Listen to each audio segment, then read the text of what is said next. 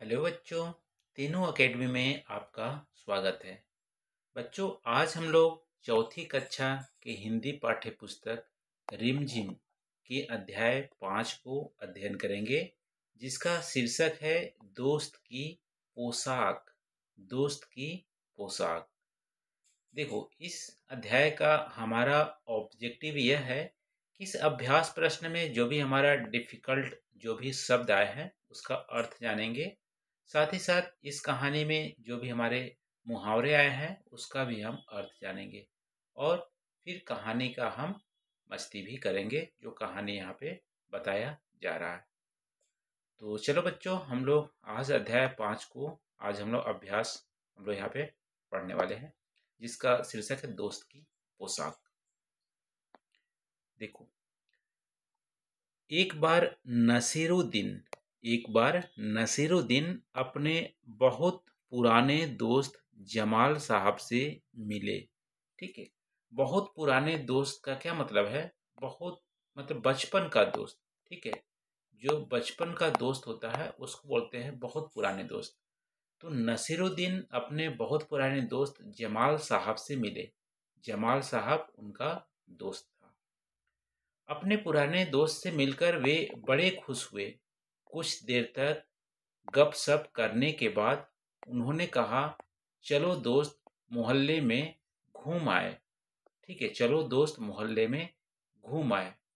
गपशप, गपशप का मतलब है कोई भी मस्ती वाले जो बातचीत होते हैं जिसमें हैप्पीनेस मिलती है उसे बोलते हैं गपशप। ठीक है, उसकी बातों का कोई मतलब नहीं होता, बस मस्ती के लिए बातें जो करते हैं दोस्तों से उसे बोलते हैं गपशप। ठीक है, और यहाँ पे मोहल्ला का मतलब है टोला। गांव में जो टोला होते हैं, एक गांव में बहुत सारे टोले मोहल्ले होते हैं, तो यहाँ पे बोला चलो मोहल्ले में घूम आए। जमाल साहब ने जाने से मना कर दिया और कहा, अपनी इस मामूली सी पोशाक में मैं लोगों से नहीं मिल सकता। ठीक है, जमाल साहब मना कर दिए। उनके पास कोई अच्छा कपड़ा नहीं था, तो मामूली सी पोशाक, पोशाक मतलब कपड़ा। ठीक है, उनके पास मामूली सी सिंपल एक पोशाक थी, इसीलिए बोला इस मामूली सी पोशाक पहनकर मैं मोहल्ले घूमने नहीं जाऊंगा, क्योंकि उनको ऐसा लग रहा था कि मोहल्ले में घूमने जाने से अच्छे कपड़े पहनेंगे, अच्छे कपड़े आप जब पहनोगे तो आपकी हैसियत और बड़ी होगी और मान सम्मान बढ़ेगा। उनके पास पोशाक अच्छी नहीं थी, इसलिए उन्होंने मना कर दिया। नसीरुद्दीन ने कहा, बस इतनी सी बात, तुम सिर्फ मामूली सा पोशाक है इसके लिए तुम नहीं चल रहे हो, कोई बात नहीं। नसीरुद्दीन तुरंत उनके लिए अपनी एक भड़कीली अचकन निकाल कर लाए। भड़कीली अचकन, भड़कीली अचकन का मतलब है विशेष जो कपड़ा होता है, विशेष दिन के लिए पहने जाते हैं, जैसे मान लो शादी ब्याह में और जन्मदिन पर।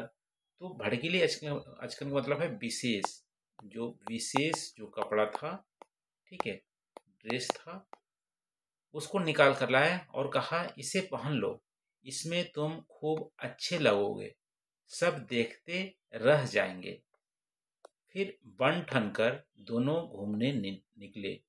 बन ठन कर मतलब तैयार होकर, अच्छे कपड़े पहनकर, अच्छे जूते पहनकर, ठीक है, नहा धोआ कर और बाल झाड़कर बन ठन कर दोनों घूमने निकले। दोस्त को लेकर नसीरुद्दीन पड़ोसी के घर आए।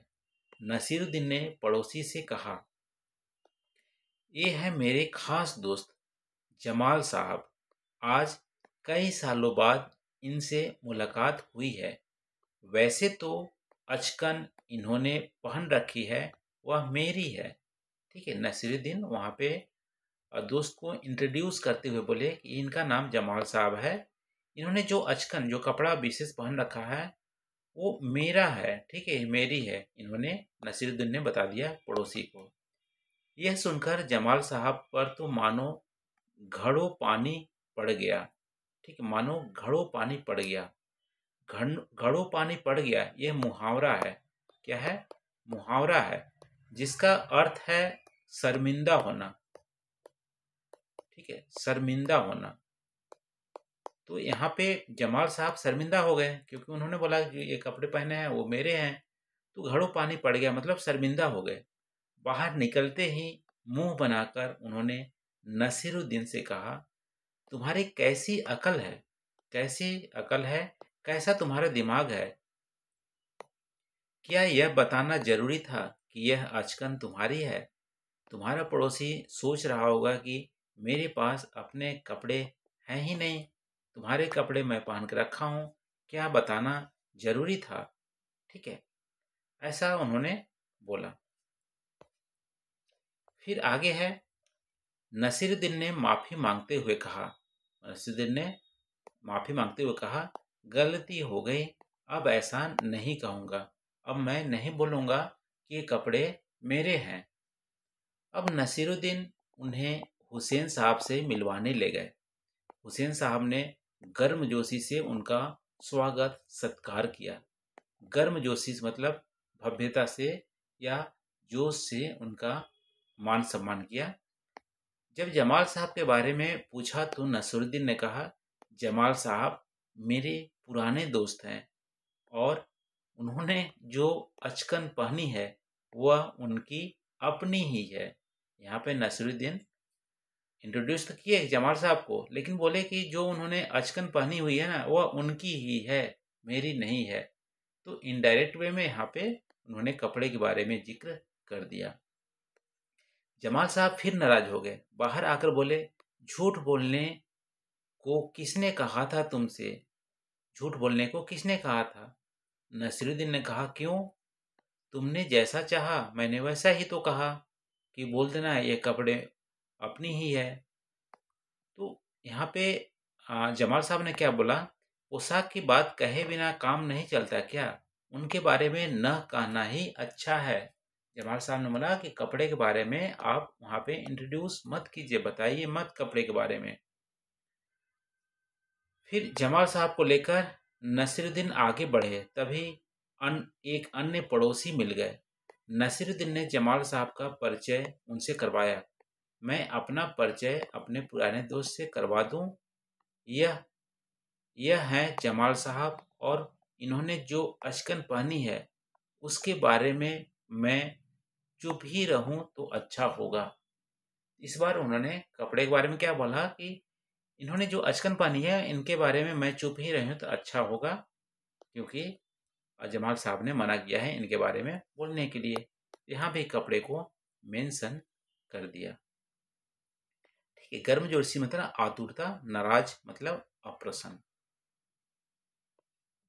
तो ये रहा बच्चों यहाँ पे दोस्त की पोशाक के बारे में। तो यहाँ पे हम लोग जो शब्द अर्थ भी देखे और कुछ मुहावरे दिए थे उसको भी अर्थ जाने। तो यहाँ पे जमाल साहब को फिर से उन्होंने अंतिम में नसीरुद्दीन ने भी कपड़े के बारे में बोला कि मैं कपड़े के बारे में कुछ भी नहीं बोलूँगा, यही है जमाल साहब। तो ये रहा कहानी। इसके जो अभ्यास प्रश्न है उसको हम लोग नेक्स्ट वीडियो में कवर करेंगे। थैंक यू बच्चों।